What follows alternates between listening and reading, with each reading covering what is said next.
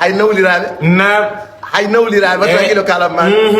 hay nawliraɓe gorko ne jogui rewɓe ɗiɗo ha rewɓe tato ene waɗi hen goto toñata wiyata watta liggotako dabarata watta haydara ɓiɓɓe makko ɓurat e dow ɓiɓɓe goɗɗo ala wat tampino hoore ma hay sa waɗi komi anda wiide koto yummiraɓe to ɗum wonata oɗo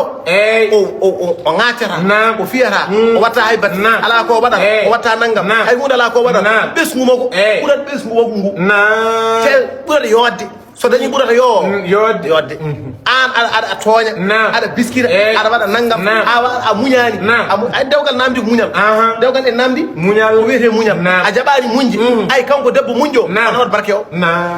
o tampini hoore ma ona wat ba barke o madde jeejeɓe an ka baba ko an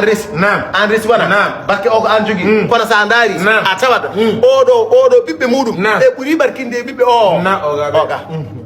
sa daari a tawat ɓe waɗi noon dal a tawat rewɓe ne cetti ma yi debbo muñƴo ɓesgu makko ɓurata barkinde e muñano yo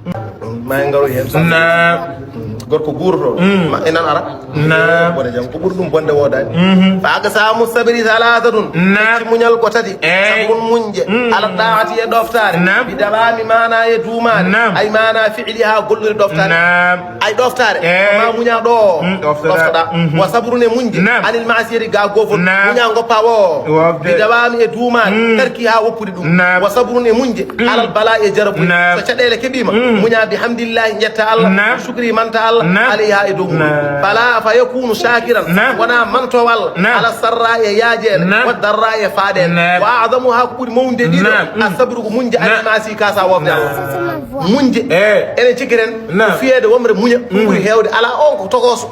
كل مون منج جواز وفدا جب جنان لو نني جيما إمم كايرا وفدا ورو كل هيود وانا فرقو نني مديرا منيا كايرا يا أو كل هيود وانا كاكي جنان نني فتدا أرجوكين haaju ganda wana ko ma goppa muña kahira mem do ɓuuri hewde halaka de muñje wasa yerde sangare ɗi ɓuuri hewde baraji wa gallu min ɓuuri famdude asabru ko muñje alal ɗaati wa gallu min ha ɓuuri famdude asabru ko muñje alal balaji jarabu fiyede muñe en ɗum ene waɗi garat kono garat wone famdi le annahu saabu warada haalama anna sabira muñƴo alal bala e jarabu so Allah adde ma caɗele a muñi yarfa'uhu llahu 300 darajatin ma Allah ɓamtene fodde temettati daraja kala neɗɗo mo Allah adde mum caɗele o jaɓi o muñi ma Allah ɓamtanno fodde temettati daraja ete bayna kulli darajatayn ene hakkude kala darajuji ɗiɗi kama bayna samai wal ardi maratan lawol gotol kala daraja hakkude leydi asman kala daraja hakke daraja on way mawnude ko hakkude leydi asman e ceerno wona daraja woni garat ene wayno a dañi garat towɗo ha wone fodde leydi asman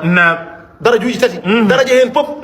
ene waade goɗɗo hakkude leydi asman daraja hen fof ne waade goɗɗo hakkude leydi asman sa dañi caɗele a muñi ko ɗum dañata